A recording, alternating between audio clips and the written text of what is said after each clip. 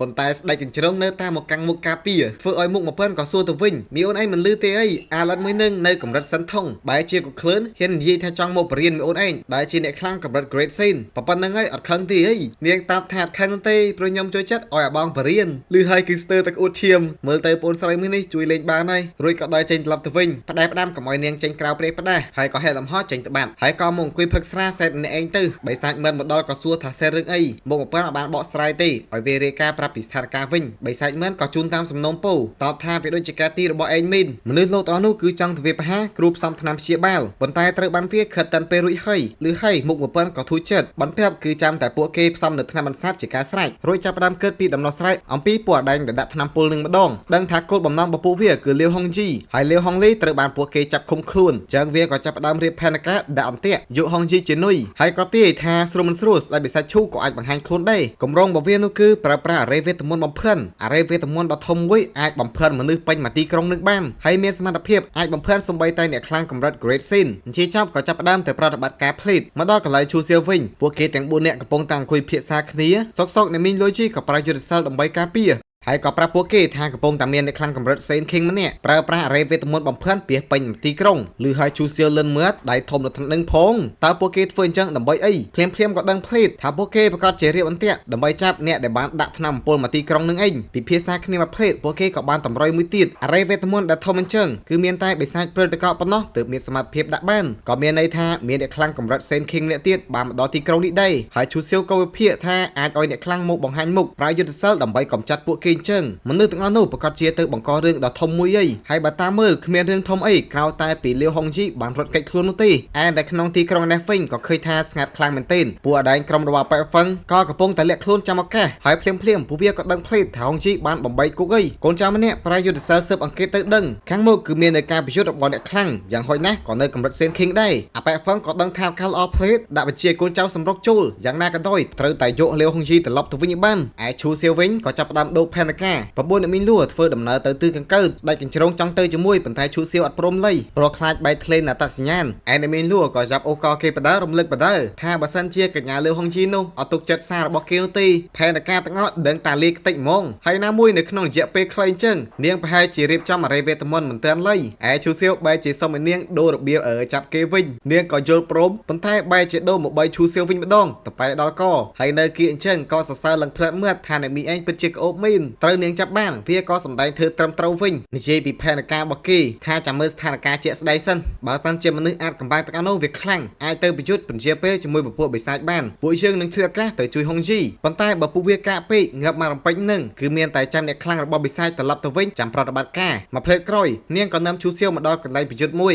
ហើយប្រើกระดาษវេទមន្តដើម្បីលាក់កម្លាំងធាតុលោកមើលទៅក៏ឃើញក្រុមបិសាចមួយក្រុមកំពុងតែលាក់ខ្លួនលោកវាឆ្មក់ពួកអដៃមនុស្សលោកបិសាចស្វាគឺខឹងសម្បាជាងគេប្រាប់អ្នកផ្សេងទៀតកុំឲ្យទើសម្លាប់ពួកវាលឿនពេកវុយទុកអញធ្វើទរណកម្មផលិតស្បែកពួកវាទាំងរស់សិនឈូសៀវឃើញហើយក៏លឿនមើលថាចុយម៉ាយអ្នកខ្លាំងសេនឃីង4នាក់កំពុងតែរងចាំទន្សាយតើនេះអ្នកមីងបើសិនជាអ្នកមីឯងលោតទៅបង្ហាញមុខនៅពេលនេះទីមើលថាពួកវាអាចភ័យខ្លួនដល់ងើបអត់នាងតបអារឿងដែលពួកវាភ័យមិនភ័យនាងមិនដឹងទេប៉ុន្តែប្រកាសហ្មងថាឲ្យតែនាងលោតចូលទៅភ្លាមឈូសៀវដឹងតែមានគ្រោះថ្នាក់ហើយម៉េចចង់សាកមែនមីងដូចជាលឺថាឯងចូលចិត្តអាល្បែងគ្រោះថ្នាក់អញ្ចឹងឈូសៀវក៏ធ្វើមុខស្អុយបានន័យថាប្រកែកហើយក្រុមរបស់ពួកប៉ែហ្វឹងក៏សម្រុកចូលទៅភ្លេតឈូសៀវឃើញហើយក៏សរសើរថាសុទ្ធតែជាអ្នកខ្លាំងជារួមគឺប្រៀបបានជាមួយចំនួនអ្នកខ្លាំងរបស់ប៉ាថៃស៊ូគេតែម្ដងឯអាប៉ែហ្វឹងគឺសប្បាយចិត្តមែនទែនគឺថាពពួកបិសាចកំពុងតែប្រយុទ្ធគ្នាជាមួយអ្នកខ្លាំងផ្សេងទៀតអញ្ចឹងក៏ចង់ទៅលួចហុងជីមុនពេលដែលពួកវាប្រយុទ្ធចប់បិសាចស្វាឃើញថាពួកវាចូលសូងអីក៏បញ្ជាឲ្យបើកអរិយវេទមន្តឬបិទលំហទាំងមូលក៏មកមានឆ្កែណារត់កិច្ចបាយសោះឈូសៀវឈរមើលពីចម្ងាយក៏គិតថាខ្លួនឯងសំណាងមែនដែលមានអ្នកខ្លាំងដូចជាអ្នកមីងលូជីនៅក្បែរកុំឲ្យស្រួលនឹងដឹងតែចូលតាក់ពួកវាដែរហ្មងនាងក៏សួរថាពួកយើងចាំដល់កាលទៀតឈូសៀវតបមិនតាន់ដល់ពេលទេឯពួកដែងក្រុមប៉ែហ្វឹងចូលមកដល់កាន់តែជ្រៅក៏ភ្ញាក់ខ្លួនព្រឹតបើភ្នែកឡើងស្លឺព្រោះក៏លេចទៅមើលខាងលើទៅក៏ឃើញស្ដេចបិសាចកម្រិតសេនឃីងចំនួន4នាក់បែបនេះដឹងខ្លួនបដ យថាចូលតាក់គេអើយអាប៉ែហ្វឹងដឹងថាកិច្ចមិនរួចវាក៏បញ្ញាប់និយាយពន្យាពេលផ្លេតថារឿងមួយនេះតាក់ទងជាមួយនឹងខាងក្រៅឋានសួគ៌ឬហើយពពួកបិសាចចាប់អារម្មណ៍ផ្លេតហើយចំមានន័យថាម៉េច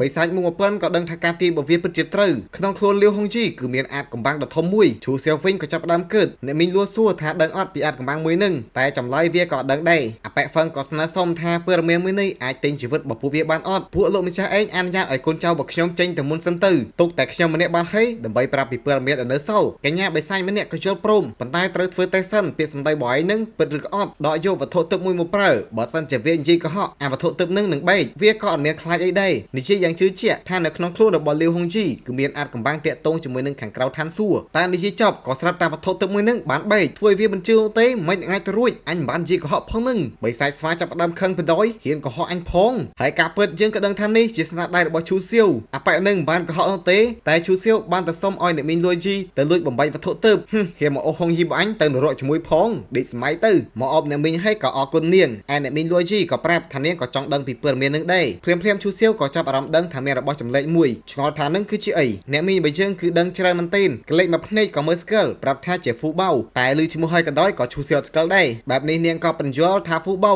ទោះបីជានៅក្នុងសម័យបុរាណក៏ដោយក៏កម្រដែរហើយសម័យថ្មីឥឡូវនឹងរៀនសូត្រគឺកាន់តែកម្រវាមានសមត្ថភាពចម្រាញ់គ្រឿងផ្សំផ្សេងៗនិងកម្លាំងធាតុរបស់ផែនដីមេឃាទៅបង្កើតជាក្រដាសវេទមន្តបានដោយខ្លួនឯងឬហើយឈូសៀវញញឹមផ្លេតចុយស្របមកវាមានសមត្ថភាពដូចជាម៉ាស៊ីនព្រិនអាចព្រិននៅក្រដាសទិព្វបានមិនចេះអស់ដឹងថាជារបស់ល្អភ្លាមអត់ចាំយូរទេសូមឲ្យអ្នកមីងលួប្លន់វាយកមកនាងសួរបញ្ជាក់ថាប្រកាសអីថាចង់បង្ហាញខ្លួនលើនឹងបែបនេះវាក៏ទៅផ្គប់មុខជាមួយអុបបៃបនាងទាំងខកចិត្តអូយខ្ញុំមានអារម្មណ៍ថាចង់បានមីងអញ្ចឹងដែរនេះតែភ្លាមនឹងអ្នកមីងលួក៏ប្រាប់ឈូសៀវថាមានកម្លាំងធាតុដែលខ្លាំងកម្រិតពាក់កណ្ដាលអឹមព្រើឬភ្លាមភ្ញាក់ផ្អើលភ្លីតនាងបន្តថាជារាងកាយវិញ្ញាណប៉ុន្តែចំហាអាប៉ែនឹងគឺខុសប្រក្រតីហើយបើតាមមើលអាប៉ែនឹងកំពុងតែប្រើភ្នែកទី3របស់វាតាមដានសកម្មភាពកន្លែងនេះផងដែរឯអ្នកមីងលួក៏មកពិភាក្សាជាមួយចែកអោស្វាយអំពីមនុស្សចម្លែកម្នាក់នោះដែលថាអ្វីគ្រប់យ៉ាងរបស់វានឹងគឺខុសពីរបស់ក្នុងពិភពលោកមួយនេះដាច់និយាយឲ្យងាយយល់គឺប្រៀបដូចជាអេលៀនមកពិភពផ្សេងអញ្ចឹងហើយតាមមើលទៅចំហាយរបស់វានឹងគឺប្រហាក់ប្រហែលជាមួយធានដៅមែនទែនហើយក៏ឆ្ងល់ថាវាជាសន្តីចែកអោស្វាយក៏សួរអ្នកមីងលួថាអត់ចាប់អារម្មណ៍ទេអី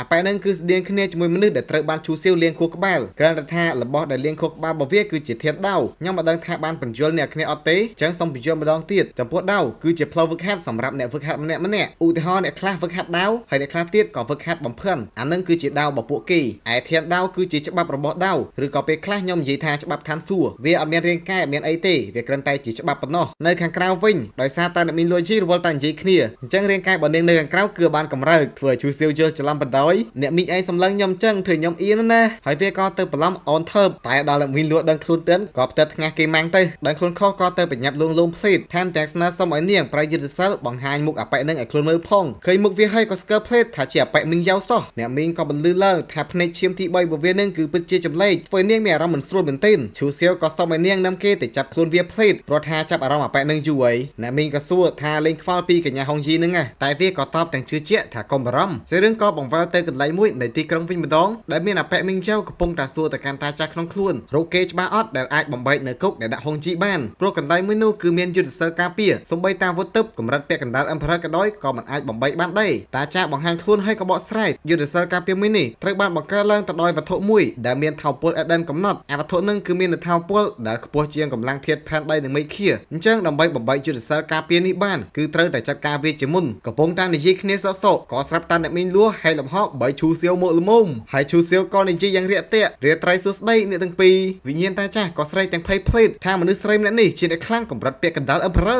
ើអាលអិតប្រយ័ត្នខ្លួនវុយនិយាយចប់ក៏បានទម្លាក់ខ្លួនភ្លេតខ្លាចនាងដឹងក្រោយមកក៏ទៅចាប់មីងចៅទៅចងនៅកន្លែងមួយមីងចៅដឹងខ្លួនក៏សួរថាពួកឯងជាណាគេហើយចាប់អញមកកន្លែងនេះធ្វើអីឯឈូសៀវគឺចាប់អារម្មណ៍ទៅមើល background កន្លែងនេះដែលវាពោពេញទៅដោយរបស់ចម្លែកមែនទែនបាទអ្នកយល់ប្រហែលជាយល់ហើយណោះដាច់កញ្ជ្រោងក៏មកបកស្រាយភ្លេតថារបស់ទាំងអស់នេះគឺទឹកប្រើជាមួយលោកម្ចាស់ឯងនាងបានរៀបចំជាពិសេសហ្មងហើយលោកម្ចាស់ឯងចង់សារអត់ហើយក៏មកអបគេនិយាយថាឲ្យតែលោកម្ចាស់ឯងសប្បាយចិត្តចង់ធ្វើមិនដាក់អូននឹងក៏បានដែរឈូសៀវក៏ធ្វើជាប្រកែកអូនឯងស្អាតចឹងបងមិននឹងដាច់ចិត្តប្រើរបស់ទាំងអស់នេះតែស្ដេចកញ្ជ្រោងនឹងបែរជាសុំព្រោះនាងចង់ឲ្យឈូសៀវប្រើវាមីងយ៉ាវវិញកៀងមែនទែនចុយហើយមានចាប់អញមកសួរចម្លើយទេតែវានៅតែធ្វើជាសួរអ្នកមីងលួខ្ញុំដូចជាអត់បានទៅបង្ករឿងជាមួយកញ្ញាឯងទេហើយមិនបានជាមកចាប់ខ្ញុំធ្វើអីអ្នកមីងលួចង់និយាយជាមួយវាឡើយប្រាប់ឲ្យវិញ្ញាណក្នុងខ្លួនរបស់គេចេញមកនិយាយវិញអាកិតនឹងក៏ចេញមកតាមសំណើដែលមានរូបរាងជាភ្នែកមួយសរសើរនាងថាពិតជាមិនធម្មតាមែនបើតាមខ្ញុំទេកញ្ញាឯងប្រហែលជាបានដឹងពីវត្តមានរបស់ខ្ញុំតាំងពីពេលពួកយើងចូលមកក្នុងទីក្រុងនេះហើយត្រូវអត់អ្នកមីងលួក៏សួរថាវានឹងជាសន្តីគេក្នុងចិត្តដឹងការពិតថាវាមិនមែនជាវិញ្ញាណអ្នកខ្លាំងកម្រិតពាក់កណ្ដាលអឹមព្រើឡើយ